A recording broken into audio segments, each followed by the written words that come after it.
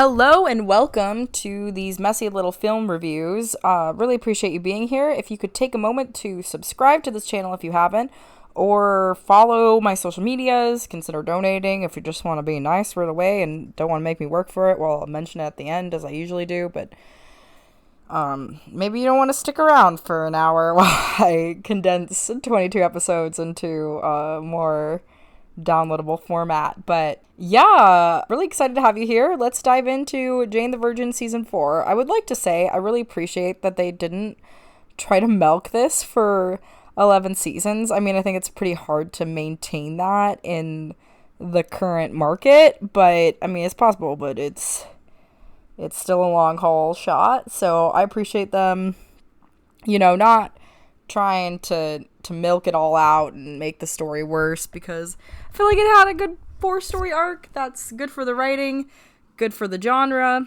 Anyway, let's get into it.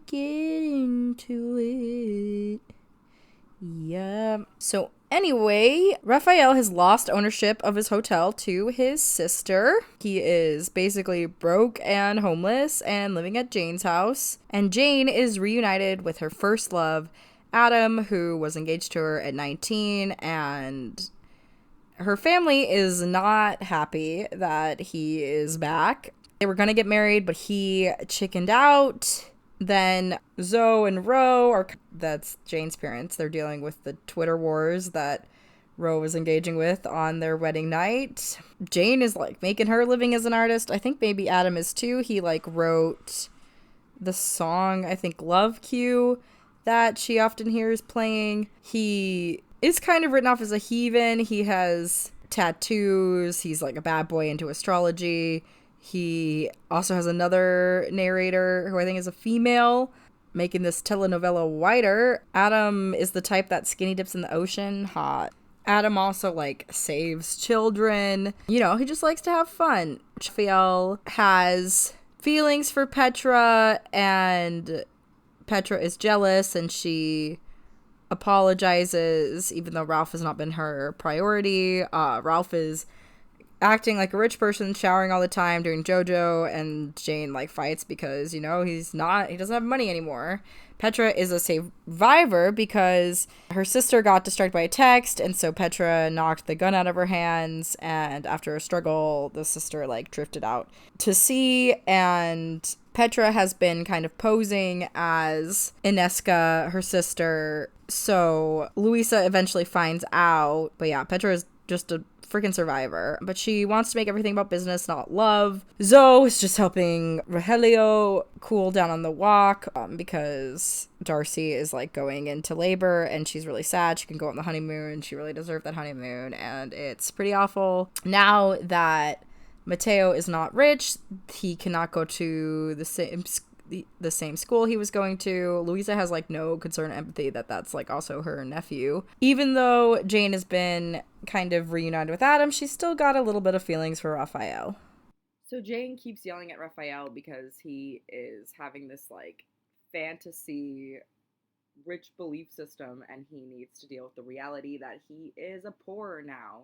There's been so much at stake, and he hasn't really made moves. He's not really paying attention. What we don't realize is that both Zoe and Alba called Adam and told him not to marry Jane, which is so mean.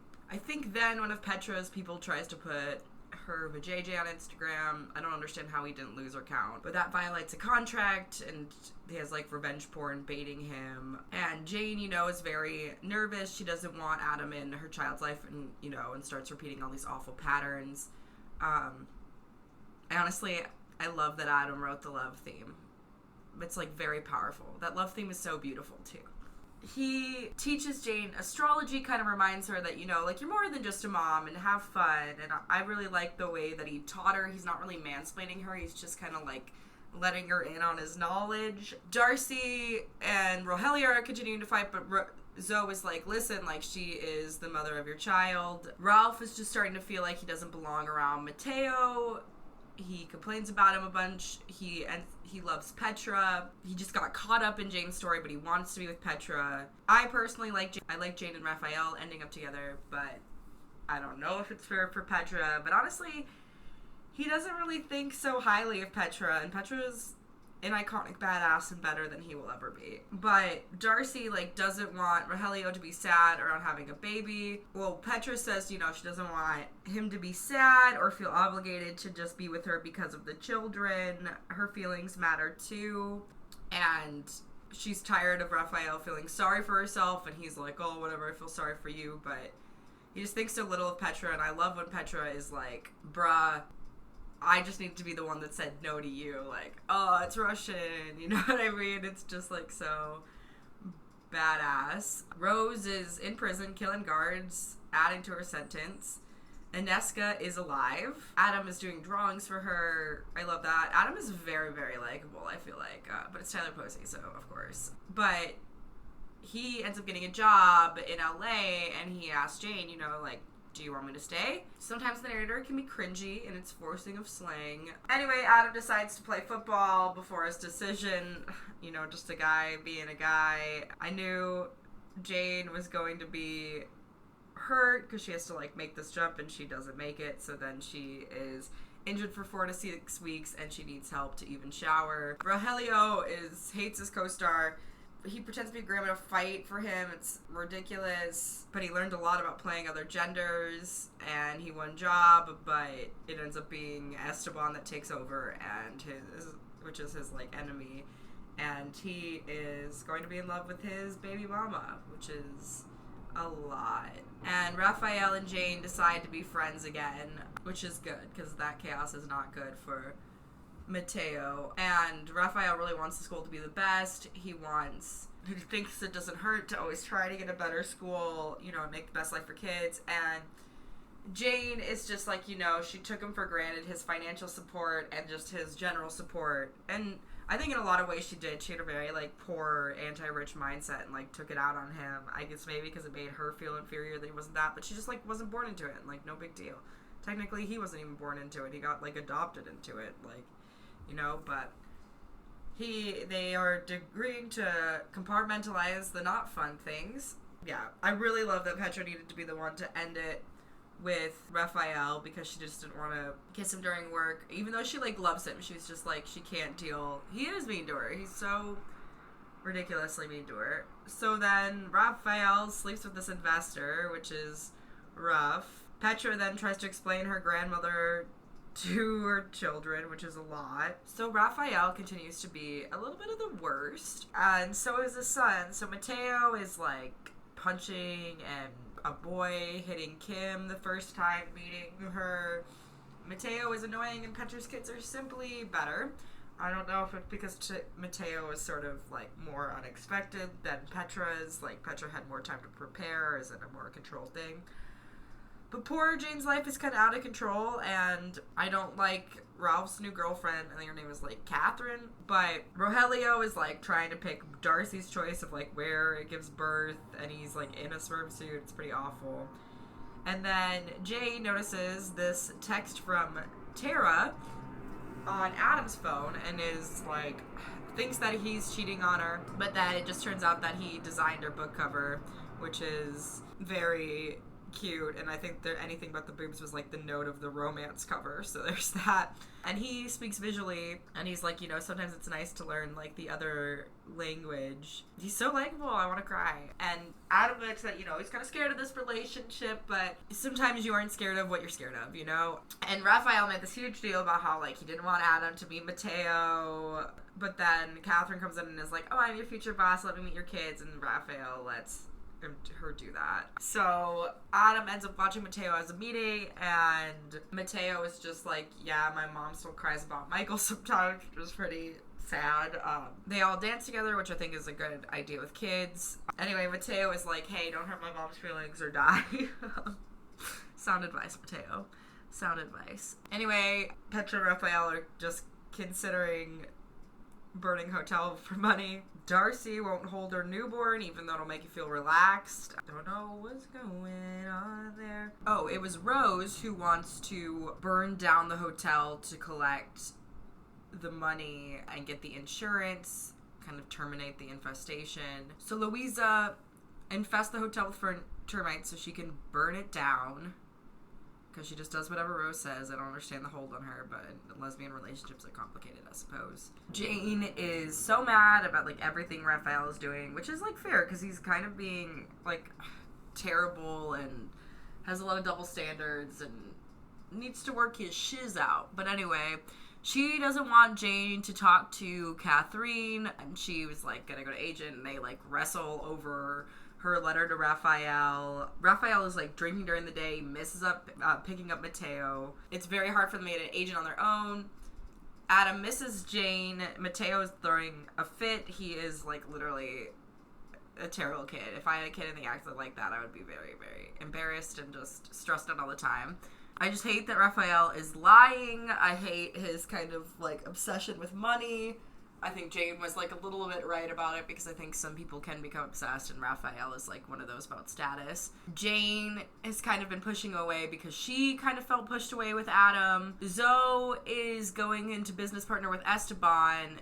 They want the kids to stripper dance, which is terrible and kind of borders on pedophilia, but it is what it is. Raphael, you know, kind of asked Catherine to leave. He's gonna just blow the deal because he needs to deal with his family. Adam realizes that it's stepping into a child's life that he has to mature and really think about what having a child means, and he doesn't want Mateo to get hurt. Rogelio, like, makes everybody dress up as animals for these pictures. Alba's Owlbla, because she's an owl, so that's kind of funny, but he's a lot. Anyway, the baby and Jane, and they do whatever happened to baby Jane, which is very funny and also a great movie that I will also reveal. They settle on a name, and they put the middle name of Darcy's baby after Michael because it was his best friend. I can't, like, even I'm saying that and I'm choking up, it's fine. What's in a name? You know, what is in a name? Everything. So Raphael comes clean to Catherine about, like, the truth of everything, and she runs him over. So and Louisa is talking to people who are not there, and Adam is bisexual. Yes, king. So when Jane lost Michael, I think she got a little bit of money.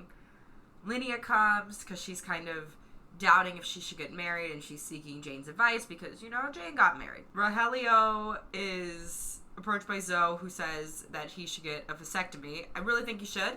I really think more men should get vasectomies as birth control and not put women on it, when a lot of birth control makes women's heart problems worse and, like, their health. I think men should deal with vasectomies because it's like harmless, and it's, yeah, so that's my opinion. I've been feeling that way for about a couple of years now. And Jane's dad is just worried about getting old. Louisa faces she's hallucinating, but really Inesca is, like, playing her and made Lucia shine over the shares to Inesca of the hotel. Jane goes to kiss her best friend because the queer is contagious. I think she just kind of wants to see, like, what Adam was talking about. And they talk about her dad pulling out. It's way too much. Anyway, but here we are. I'm sure some housewives at home love that. Louisa takes in responsibility. She checks herself in front of Raphael, who is, you know, just nervous about his sister because of the mental state. Adam, like, likes being bisexual. He's not ashamed of it. I really want more women bisexuals represented in the media, but it's in due time, I suppose, in due time. Anyway, Louisa gives him his hotel shares back, and he's like, Louisa, that's not why I helped you. And she's just like, yeah, that's why I'm giving it back. And it's just a great narrative of, like, doing the right thing comes back to you. It's so nice. But Inesca gets a hotel share. She, like, hired Carl to get Louisa. Like, they're all playing a part of it. So Jane is having a launch party at her favorite bookstore, which inspired her to be a writer. This is my dream of being published, just going around to all the bookstores and, like, talking about my book. Raphael is just not getting involved with the hotel. An assistant asked a raise to scheme Petra. And then Raphael starts a job as a bartender. Jane is just kind of having survivor's guilt. She kind of wants Michael to be there in this big moment of the book, and a bunch of people come to the party because Fabio poses with the book naked. The twins are phenomenal actors, honestly. They kind of feel that, like, the guys have to provide. I weirdly, maybe this is an antiquated view, but I feel that too. It's not that women can't provide. I just feel like men should do it, you know? Anyway, Adam can't come to the party, and they kind of end up breaking up, even though Jane was ready to say I love you to him. They end up breaking up, and he moves back to LA. She misses Michael too much. Raphael can't come to the party. All of the acknowledgments in the book, like, you're acknowledged in your book and you can't even show up to the party. You know, if I was acknowledged in the book, I would cry. So it was hard for her to go alone, but she did it. And her dad kind of went too far to, like, overcompensate.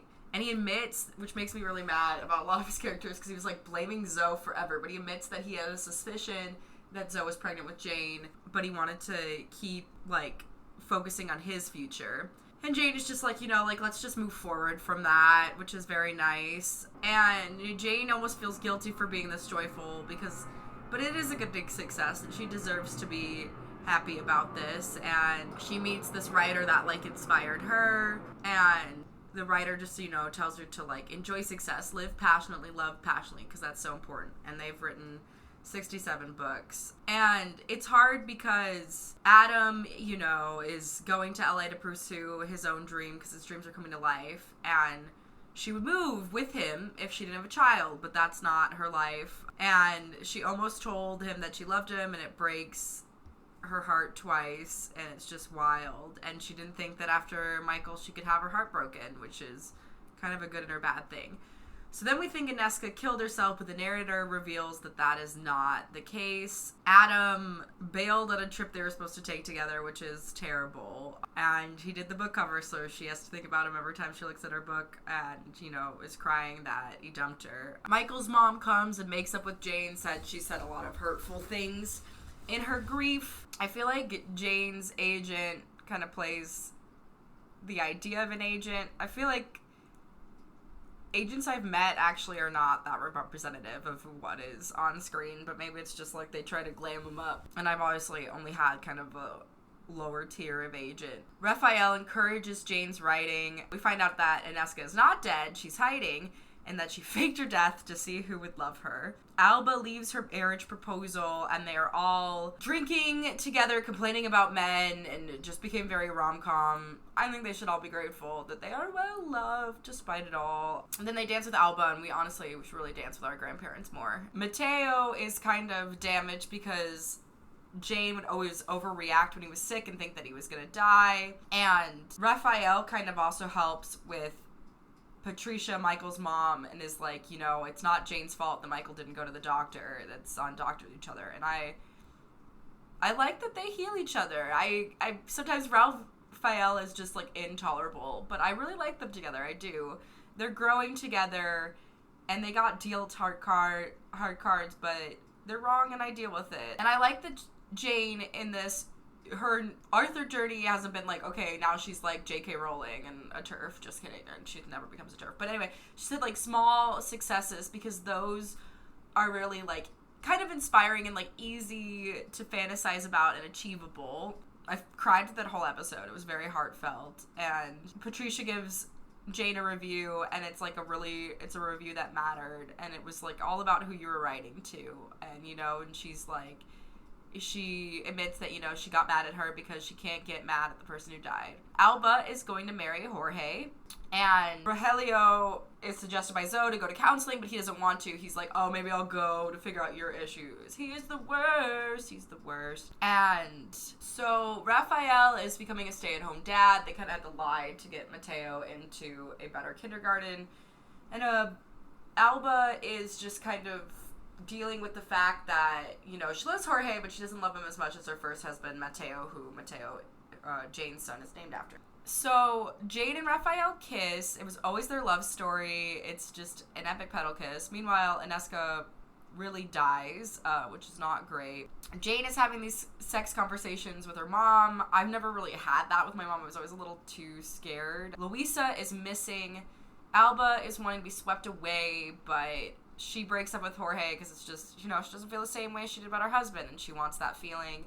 But she kind of falls apart when she sees that Jorge is back together with his ex. Raphael is, like, super into their relationship, but Jane is, like, kind of wanting to go slow. Their timing is always kind of wild. Yeah, they are trying to get into school, but it's, like, only taxpayers of that area can, and they're kind of starting to feel ashamed that they don't belong, and they just have a lot of pressure to support as a kid, and Mateo is just kind of feeling the strain of their relationship, which isn't obviously gushy. It's wild that, like, here Petra is, and it's not her first time being in a murder investigation. Like, I hope that's never me. I don't ever even want to be on the edge of something like that. It's so stressful. Raphael ends up processing stuff about his mom. He really just has to. Petra hires a lawyer because of just, like, everything that's happened. She doesn't really care about the cost. A lot of people in this episode are just, like, kind of buying time with excuses. I do like the fact that they did address, like, lying about the address, because this really does happen to people, and they had to kind of pretend they were, like, this, like, hippy-dippy household. Zoe herself is processing that her father worked a lot, and she wished that she had more time to spend with him. You know, it's hard, but Alba kind of comes to his defense and is like, your dad worked hard, that means something. I don't think I love the child actor Mateo, but he is a kid, and he is trying, and he has a pretty hard part, because he has to be kind of an unlikable kid that's going through stuff. And Alba is a bit mad because she just feels like Zoe is being disrespectful, talking about his father's memory, and Zoe is just frustrated because it's like her mom won't even talk about it. And it's like, I do like this stuff because, like, it teaches kind of just, like, express, like, issues that are hard to older parents, especially in the Latino community. That is not always, like, goodbye.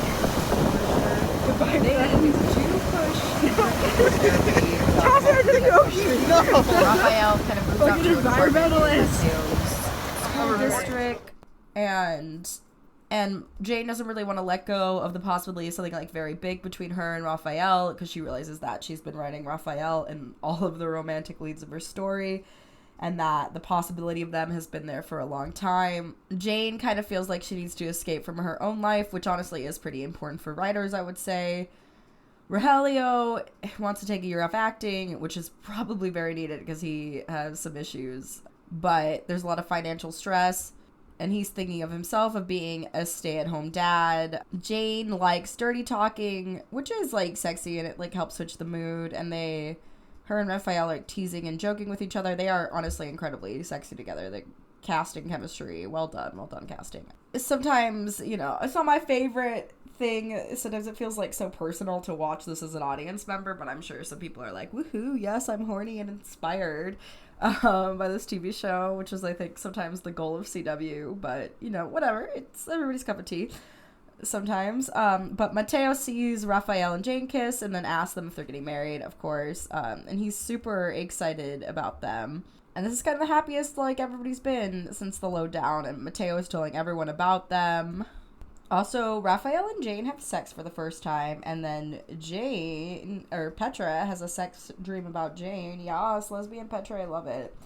Jane is encouraging Alba to just kind of let go of all the Catholic shaming she was raised with. Jane's dad thinks that he's postpartum depression, but he perks up when his show is getting picked up. And Raphael and Jane, they just kind of realized they were afraid of being themselves out of fear of, like, wrecking their second chance, so they just, like, let go of that and, you know, start to become free with each other. I also love that Petra is lesbian now that she has, like, shorter hair. Very, very silly. Jane's dad did a bad commercial. Jane drops her publisher. I'm kind of excited that they show this sort of failure or things, like, moving, you know, like, it's really important, because I feel like sometimes on TV show everything just works out so good with the characters, and then I feel like it's like some sort of, like, FOMO, even though you know TV is fake. You're like, why is it working out for this fictional character and it can't even work out for me? And it's like, most of the time it's because it's fictional. Anyway, they end up finding a nanny, which is Rogelio. Jane still has a lot of heartbreak and is traumatized. Petra is kind of warned that if she pushes too far, she won't be able to come back, and it just feels like she's, like, they blame her that she's the only one who doesn't want us to be a family, and that she's kind of getting in the way of their happily ever after, which is not very true and is very kind of harsh to Petra. So Zoe is feeling sad because her husband is basically all career and nowhere near hers, and I feel like that is such, like, an important thing to talk about how, like, and she's feeling, like, the same way of her dad, because Rogelio is reminding her of her dad, of, like, somebody that works all the time, which she values, but she's sad because she doesn't really care about that. So Petra is just kind of experiencing, like, whiplash of all these, like, dark places that she's been. You know, she has, like, death threats against her. I feel like they're definitely building up things for the sake of drama and not things that are happening organically. So Jane has a lot of pressure of, like, what's writing next, and she wants to quit working at the Mabello to pursue writing full time, but you know, sometimes a writing career can decline, so she might have to go back to her teaching roots. And she starts to kind of realize that the one professor that she was going to have her first sex with casually, if she was just going to do it over, except then she cried and couldn't do it because of all the sex shaming. She is like, okay, she realizes that he has a pattern of dating his own students. She's encouraged to write about her own life, and then, you know, she can always change names. Alma's boss is mean to her, but yeah, I also feel like she can't be super mean or mad when Jorge moves on, because she did like let him go, but I understand she was kind of sabotaging. They want Petra to tell her story about kind of a lifestyle, because she's kind of like a Trump wife, so she gets like a book deal to Petra. Mateo is like freaking out in school because he's really anxious. I think he honestly gets that from Raphael and Jane. They're both very like anxious people, and Raphael agrees that, you know, he too is like not in the best headspace. And Petra's all mad that they've been canceling brunch on her, because it's like, you need to check in once a week. We have a great friendship. And I love that they are like check-in buddies, and there's nothing shallow about it. Oh yeah, Rosie O'Dawson is in here as JR, and she ends up like hooking up with Petra. I love it. I love it. I love it. I love it. So Jane's mom finds a lump in her breast. It's not great. I'm glad that Jane and Petra are back to being friends, especially with the whole Raphael thing and that it wasn't kept a secret. And yeah, they go all out with Jade and Raphael just having constant sex, because Raphael is absolutely a horn dog. We can just look at him, you know, you just know. But she was so oppressed from sex with like her grandma, and she even encourages her grandma to let go of that sex time. I think they had sex the first time in a car, which is very interesting. Not the most romantic. Petra is starting to like really like herself, which is very interesting, because, you know, Raphael and Jane are kind of dealing with the fact of like their own thought patterns and their own mental health. So they're going to ghostwrite Alba's profile. Chrissy Teigen pays for somebody. That's dope. But they want to find a different ghostwriter for Petra who can like get inside of her head and gain respect. But yeah, I feel like with the sex shaming, I feel like that's a fear to just like keep people on their toes. And, you know, maybe part of it is like maybe we cannot comprehend the financial responsibility, so we can't, but we can weirdly comprehend the religious responsibility easier. Petra, you know, there are kinder ways to inspire her employees, but she doesn't always have that, because, you know, she was raised in Russia. It's just different. And Raphael still encourages, like, you know, Zoe to not run away from Rogelio, and, you know, just give the chance. I feel like when Rogelio says stuff like, get a girl, it's very weird. Like, why would he ever say that? And Jane is just, like, enthralled with Raphael during sex. You know, they're worrying about their communication. Alba is trying to move on, but it's not so easy. And I like this episode because they really, like, encourage people to, like, hey, once you're struggling with something, once you say it out loud, it gets smaller, and because it's much bigger in your mind, which is very, very true. Well, Alba had not had sex in so long, so there's a lot of pressure. You know, and it's just like, yeah, I imagine it's a lot harder for older people, you know, and you're not broken just because you're old. And Jane even, like, takes her grandmother to a sex shop and gets lubricant.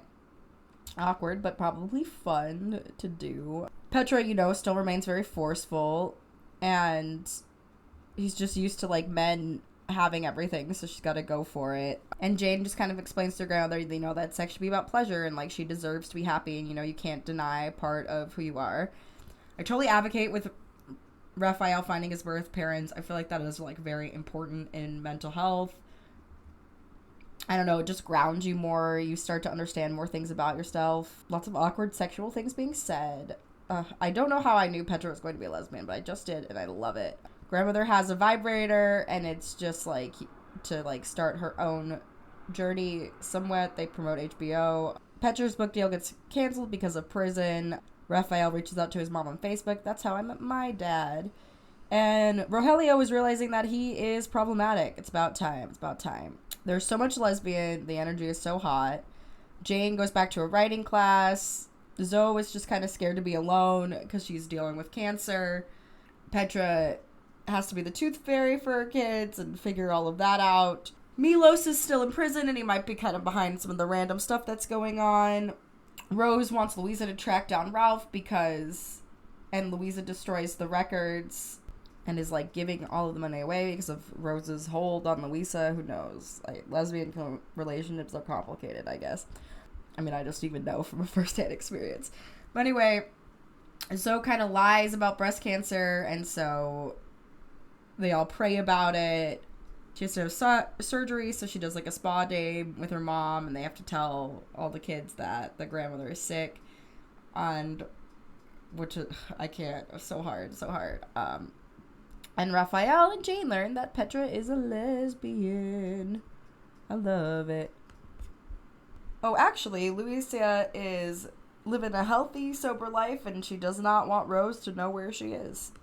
Mateo loses his tooth, but Petra's children just tell him that, the tooth fairy doesn't exist, so then she has to dress up as the tooth fairy to make up, and so that he can have his fantasy childhood, which is weird that we lie to kids. I don't think we need it. Like, I think Petra's right of this. Louisa almost committed suicide when Jane became pregnant, and she was dealing with her wife, who was cheating on the assistant, and that was why she, messed up with all this stuff, but she stopped suicide because Rose called her and told her that she loved her, which is why Louisa was under this, hold so long. And Rose knows the identity of Raphael's parents. Abuela's sexual freedom is not really helping her too much because she yells at a clueless cashier who is helping get medical supplies. They kind of explore everybody's different relationships to body. Both of the lesbians think Jane is basic and they kind of make fun of her. But Petra and Jane love each other. Alba takes her citizen test, but Abuela hits Mateo, and they're not a hitting family, they say, even though I understand Mateo is sometimes out of control. Zoe gets a single mammectomy, I think it's called. I'm sorry if I'm mispronouncing wrong, but she takes care of her cancer and does that. And she bonded with this cancer patient who died and wanted to give pot brownies. And Abuela is, really sad because she wanted to go next, not her own daughter. Jane is dreaming of her own, one-bedroom apartment. And, and you're saying that, bet on your dream and it will come true. And Abuela is not happy that they're not married, so they decide to move in together. And they're planning on proposing, and he just has to get blessing, and she is going to say yes to Ralph, because people in relationships don't leave, which is not always true, but more true than people not in relationships. Yeah, it's so important that the grandmother became a citizen. So great. And they'll never have to worry about her going away. The grandma is going to marry Jorge, kind of like a business arrangement. Jane says, I love you to Ralph, and then it realizes that it's the anniversary of Michael's death. And Raphael still feels insecure because she chose Michael over him. Alba is also marrying Jorge so that he can visit his dying mother in Mexico. I really like how they combine the mother and grandmother love story. The paper spinning around there is so cool. We find out that Petra did kill her sister and the blackmailer tries to shoot her. And we find out that Michael is alive and had faked his own death. But anyway, that was season 4. Let me know what you thought. I would love to hear your opinions. Let me know if anything I can do better and other films you want to review. Obviously, means a lot if you could donate to my company, and because I kind of just do these for free or sets on YouTube. They don't pay us well here yet, but yeah, it would mean so much to me if you could even follow on social media. If money's just not an option for you, all of that stuff helps me get bigger deals for people who can pay me. So I just really appreciate if you listen this far, and I hope you have been really enjoying these reviews and really like Jane the Virgin, because it's a pretty good show. Bye, have a good one.